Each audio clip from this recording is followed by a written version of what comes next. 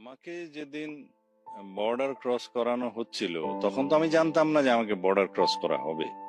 আমি জানতাম হয়তো আমাকে কোথাও নিয়ে ক্রস ফায়ার দেয়া হবে বা কোথাও ফেলে দিবে বন জঙ্গল। এখান থেকে ক্রস করে হয়তো এই রাস্তা দিয়েই হবে, খুব সম্ভাবনা। আমার কাছে যেটুকু মনে হয়েছে, যেটুকু আমিও তখন অনুভব করেছি, যখন আমাকে শিলং এ চোখ বন্ধ অবস্থায়, হাত বাঁধা অবস্থায় শিলং নিয়ে গেল, যে পর্যায়ে আমাকে ছেড়ে দেওয়ার একটু আগে আমার চোখের বন্ধনীটা খুলে ফেললো, তখন আমি যখন দেখলাম যে আমাকে ছেড়ে দেওয়ার জন্য প্রস্তুতি নিচ্ছে, তখন আমার কাছে মনে হচ্ছিল হয়তো বা আমাকে এইখানে এই দেশে ছেড়ে দেবে।